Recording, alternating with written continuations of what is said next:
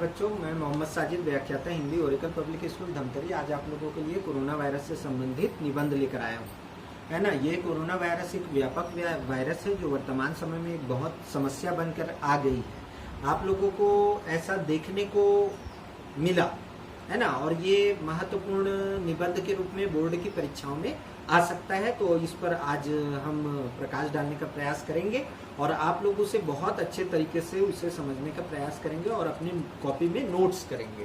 तो ये corona virus के बारे में आज मैं महत्वपूर्ण परिचय आप लोगों को रूबरू करने जा रहा हूं। इसको ध्यानपूर्वक सुनिएगा और अपनी कॉपी में नोट कीजिएगा। महत्वपूर्ण बिंदुओं पे चर्चा की जाएगी कि कोरोना वायरस क्या है ना। तो इसके बिंदुओं को देख लीजिए आप। प्रस्तावना, है ना, प्रस्तावना, बीमारी के लक्षण, संक्रमण का फैलाव, है ना, संक्रमण से बचाव, रोकथाम के उपाय और उपसंहार, इन बिंदुओं पर चर्चा की जाएगी, है ना। तो जैसा कि आप लोगों को मालूम है कि कोरोना वायरस एक बहुत खतरनाक वायरस है ना। लेकिन वायरस खतरनाक है, लेकिन ये जो वायरस है वो मनुष्य के बाल से 900 गुना छोटा वायरस है। बहुत ही सूक्ष्म वायरस है, लेकिन बहुत सूक्ष्म होने के साथ साथ ये वायरस बहुत व्यापक रूप से संक्रमित करता है लोगों को, है ना। संक्रामकता फैलाता है, लोगों में बीमारियों को फैला देता है ये, है ना।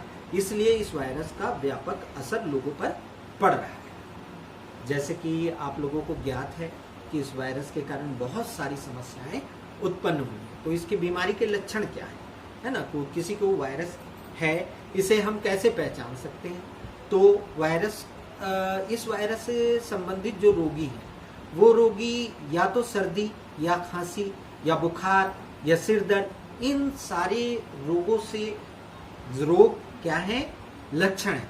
अगर किसी को सर्दी आ गई, है ना, तो हम ये तो नहीं कह सकते निश्चित रूप से कि उसे वायरस है, किंतु 14 दिन की एक अवधि देखी जाती है, उसका परीक्षण किया जाता है, उसकी जांच की जाती है, उसके रक्त का परीक्षण किया जाता है। तत्पश्चात बताया जाता है कि वो वायरस से संबंधित है, पॉजिटिव है या निगेटिव है ना, या उस रोग से ग्रसित है कि नहीं। इस प्रकार परीक्षण के आधार पर बताया जा सकता है कि कोई कोरोना पॉजिटिव है कि नहीं। ये इन बीमारियों के लक्षण है। इसके अलावा ये गुर्दे के मरीजों को, हृदय रोग के मरीजों को, है ना, श्वसन रोग से संबंधित मरीजों को व्यापक असर डालता है।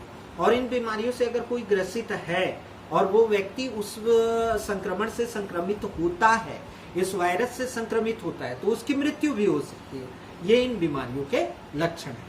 इसके अतिरिक्त देखें कि इसका संक्रमण का प्रसार कैसे हो रहा है। सर्वप्रथम ये बीमारी आप लोगों को विदित होगी कि ये चीन में फैली, और चीन में फैलने के साथ साथ, चीन के वुहान शहर में फैलने के साथ साथ ये आज 184 देशों में फैल चुका है। और आज वर्तमान में पूरी दुनिया की आबादी 8 अरब है, और उस 8 अरब की आबादी में 3 करोड़ लोग इस रोग से संक्रमित हो गए हैं, यानी कि 3 करोड़ लोग। और आज हमारे भारत देश में 50 लाख से भी अधिक लोग संक्रमित है इस रोग से।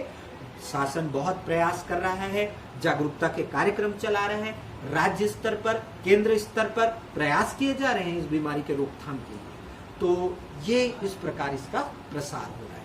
अब हम इस बीमारी से बचे कैसे, इस बीमारी का जो व्यापक प्रभाव लोगों पर पड़ रहा है, उस बीमारी से बचा कैसे जाए, इस पर मैं प्रकाश डालने का प्रयास करूंगा। आप देखें, इसमें बहुत सारी खामियां हम लोगों के बीच में हैं। सर्वप्रथम हमें अपने घर को साफ सुथरा रखना चाहिए, स्वच्छ वातावरण होना चाहिए, सफाई होनी चाहिए घरों पे, ताकि ये रोग प्रवेश ना कर सके, है ना। इसके अतिरिक्त आज देखें, बाजारों में, मेडिकल्स में हैंड सैनिटाइजर, हैंड वॉश, इसका प्रयोग किया जा रहा है व्यापकता से। फिनाइल का यूज कीजिए, है ना, लिक्विड का यूज कीजिए, जिससे फ्लोर को क्लीन किया जाता है। इन सारी चीजों से हम सफाई करके इस वायरस के आक्रमण से अपने आप को बचा सकते हैं। इसके अतिरिक्त और भी व्यापक प्रभाव है। देखें कि हम संक्रमित व्यक्ति से ना मिले। संक्रमित व्यक्ति से अगर हम मिलते हैं, उसके संपर्क में आते हैं, तो ये निश्चित है कि हमें भी संक्रमण लग सकता है। इसलिए वायरस से संक्रमित व्यक्ति से हमारा संपर्क ना रहे, यथासंभव प्रयास करें। इसके अतिरिक्त मास्क लगाएं, मास्क लगाकर बाहर निकलें, या बाहर निकलने की भी जरूरत नहीं है, है ना। आप सोशल डिस्टेंसिंग का पालन करें। सोशल डिस्टेंसिंग क्या है? सामाजिक दूरी, लोगों से अपनी दूरी बनाकर रखें, जैसा कि आजकल लोग कर रहे हैं, घरों में रह रहे हैं।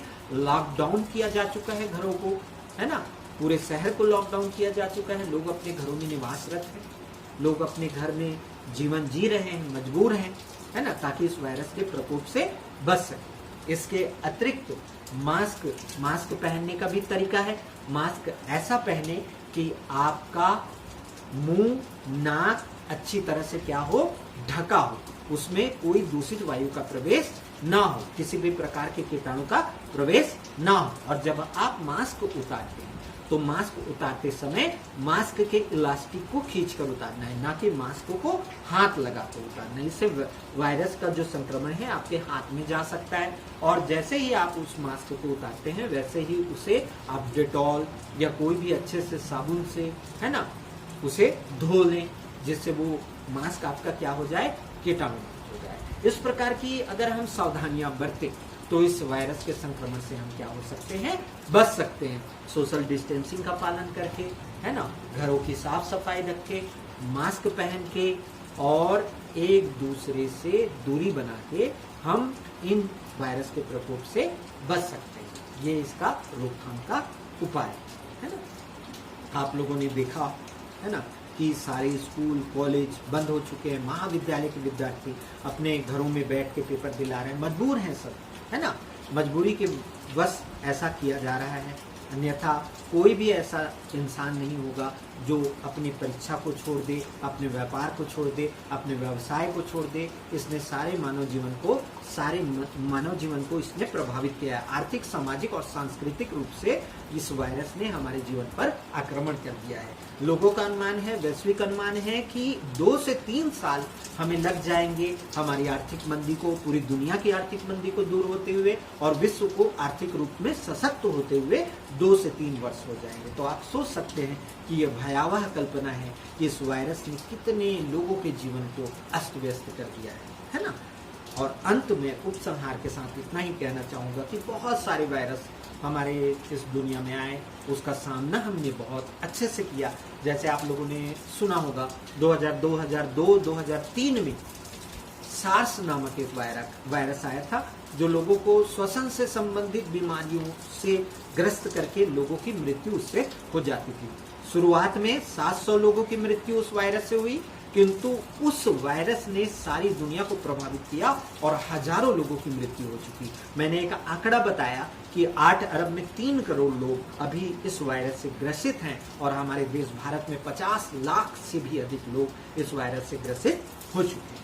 लेकिन और भी बहुत सारे वायरस आए, प्लेग आया, मलेरिया आया, है ना, पीलिया आया, डेंगू, है ना, हैजा, पैचिस, ये सारे बीमारियां, ये सारे संक्रमण फैले। लेकिन उसका प्रयास किया गया और भरसक प्रयास के साथ मानव जीवन बचा। आपने देखा होगा पीलिया या पोलियो, पीलिया भी एक वक्त था जब बहुत फैलता था, आज भी उसका प्रकोप होता है, लेकिन लोगों ने उसके इलाज को जान लिया है और जीवन को अपने बचा लिया है ना। इसी प्रकार से आप देखें पोलियो को भारत मुक्त कर दिया गया, है ना। भारत आज के दौर में पोलियो मुक्त हो गया, उसके भी जागरूकता के अभियान चलाए गए, पोलियो मुक्त किया गया भारत को।